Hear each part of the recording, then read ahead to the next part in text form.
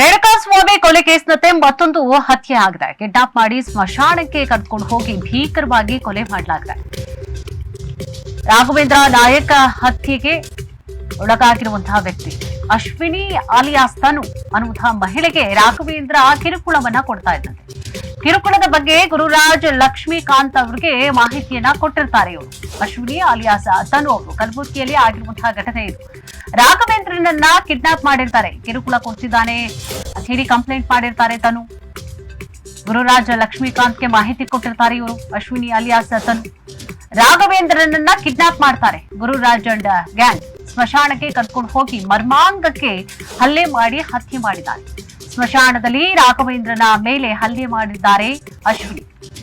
ಕೊಲೆ ಬಳಿಕ ಶವವನ್ನ ಕೃಷ್ಣಾ ನದಿಗೆ ಎಸೆದು ಹೋಗಿರ್ತಾರೆ. ರಾಯಚೂರಿನ ಶಕ್ತಿನಗರದ ಬಳಿ ನದಿಗೆ ಶವವನ್ನ ಬಿಸಾಕಿ ಪರಾರಿಯಾಗಿದ್ದಾರೆ. ಕಲಬುರಗಿ ಸ್ಟೇಷನ್ ಬಜಾರ್ ಠಾಣೆಯಲ್ಲಿ ಕೇಸ್ ದಾಖಲಾಗಿದೆ. ಪೊಲೀಸರಿಂದ 3 ಆರೋಪಿಗಳನ್ನ ಬಂಧನ ಮಾಡಲಾಗಿದೆ. ನೋಡಿ, ಈಕೆಗೆ ಅಶ್ವಿನಿ ಆಲಿಯಾಸ್ ತನು ಅವರಿಗೆ ತೀವ್ರವಾಗಿ ಕಿರುಕುಳವನ್ನ ನೀಡ್ತಾ ಇದ್ದಂತೆ ರಾಘವೇಂದ್ರ ಅನ್ನುವಂತಹ ವ್ಯಕ್ತಿ. ಸೊ ಆ ಕಾರಣವಾಗಿ ಅವರು ಆ ವಿಚಾರವನ್ನ ಹೇಳ್ಕೊಂಡಿರ್ತಾರೆ, ಮತ್ತಿಬ್ಬರ ಬಳಿಯಲ್ಲಿ ಹೇಳ್ಕೊಂಡಿರ್ತಾರೆ.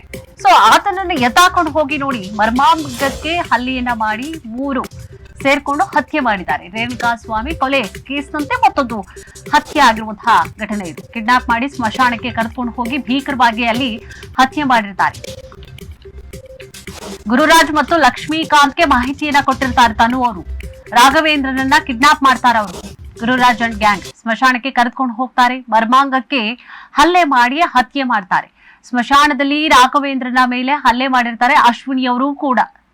ಕೊಲೆ ಬಳಿಕವಾಗಿ ಏನ್ ಮಾಡ್ತಾರೆ ಇವರು, ಕೃಷ್ಣಾ ನದಿಗೆ ಆ ಶವವನ್ನ ಎಸೆದ್ಬಿಟ್ಟು ಹೋಗಿರ್ತಾರೆ. ಈ 3 ಜನನು ಕೂಡ ರಾಯಚೂರಿನ ಶಕ್ತಿನಗರದ ಬಳಿಯಲ್ಲಿ ನದಿಗೆ ಶವವನ್ನ ಬಿಸಾಕ್ಬಿಟ್ಟು ಈ 3 ಜನ ಎಸ್ಕೇಪ್ ಆಗಿರ್ತಾರೆ. ಕಲಬುರಗಿ ಸ್ಟೇಷನ್ ಬಜಾರ್ ಠಾಣೆಯಲ್ಲಿ ಕೇಸ ದಾಖಲಾಗಿದೆ. ಆರೋಪಿಗಳ ಬಂಧನ ಕೂಡ ಈಗಾಗಲೇ ಆಗಿರುವಂತದ್ದು. ಪೊಲೀಸರಿಂದ 3 ಆರೋಪಿಗಳ ಬಂಧನ ಕೂಡ ಆಗಿದೆ. ಅಲ್ಲಿ ಒಂದು ಮನುಷ್ಯ ಕಾಣೆ ಪ್ರಕರಣ ದಾಖಲಾಗಿತ್ತು. ಆ ಪ್ರಕರಣವನ್ನ ತನಿಖೆ ಮಾಡಿದಾಗ ಮತ್ತು ತನಿಖೆ ಸಮಯದಲ್ಲಿ ಕಲೆ ಹಾಕಿದ ತಾಂತ್ರಿಕ ಮತ್ತು ಗ್ರೌಂಡ್ ಲೆವೆಲ್ ಇನ್ಫಾರ್ಮೇಶನ್ ಮೇಲ್ಗಡೆ ಆ ಕಾಣೆಯಾದ ಮನುಷ್ಯ ಏನು ಪ್ರಕರಣ ಇತ್ತು ಆ ಪ್ರಕರಣ ತನಿಖೆಯಿಂದ ಕೊಲೆಯಾಗಿರುವ ಬಗ್ಗೆ ಮಾಹಿತಿ ಬರುತ್ತೆ. ಆ ಹಿನ್ನೆಲೆಯಲ್ಲಿ ಏನು ಒಂದು ಮಿಸ್ಸಿಂಗ್ ಕೇಸ್ ಇತ್ತು ಅದು ಈಗ ಕಲೆ ಪ್ರಕರಣ ಅಂತಂದು ಹೇಳ್ಕೊಂಡು ಈಗಾಗಲೇ ಇನ್ನೊಂದು ಪ್ರಕರಣವನ್ನು ಸ್ಟೇಷನಲ್ಲಿ ದಾಖಲು ಮಾಡಿಕೊಂಡು ತನಿಖೆಯನ್ನು ಮಾಡ್ತಾ ಇದ್ದಾರೆ.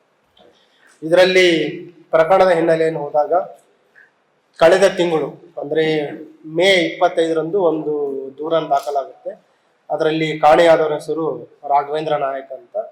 ಇವರು ಕಾಣೆಯಾಗಿದ್ದು ಮಾರ್ಚ್ 12ನೇ ತಾರೀಕಿಗೆ ಮಿಸ್ ಆಗಿರ್ತಾರೆ. ಬಟ್ ಅವ್ರ ವೈಫ್ ಬಂದು ದೂರು ಕೊಡೋದು ಮೇ 25. ಆಲ್ಮೋಸ್ಟ್ 2.5 months ಅಷ್ಟು ಲೇಟ್ ಇದೆ. ರೀಸನ್ ಏನಂತಂದ್ರೆ ಇವರು ಮೂಲತಃ ಕಾರವಾರ ಕಡೆಯವರು, ಉಡುಪಿ ಕಾರವಾರ ಕಡೆಯವರು. ಗಂಡ ಹೆಂಡತಿನೂ ಅಲ್ಲೇ ಇರ್ತಾರೆ, ವೈಫ್ ಅಲ್ಲೇ ಇರ್ತಾರೆ. ಮತ್ತು ಇವರೇನು ಹಸ್ಬೆಂಡ್ ಇದ್ದಾರೆ ರಾಘವೇಂದ್ರನ್ ಅವರು, ಮನೆ ಬಿಟ್ಟು 15 ದಿನ 20 ದಿನಕ್ಕೆ ಒಂದ್ಸಲ ಮನೆ ಹೋಗುವಂಥವ್ರು ಇರ್ತಾರೆ. ಹಾಗಾಗಿ ಬರಬಹುದು ಅಂತ ತಿಳ್ಕೊಂಡು ತಡವಾಗಿ ಬಂದು ದೂರನ್ನು ಕೊಟ್ಟಿದ್ದೀನಿ ಅಂತ ಅವ್ರು ಹೇಳ್ತಾರೆ.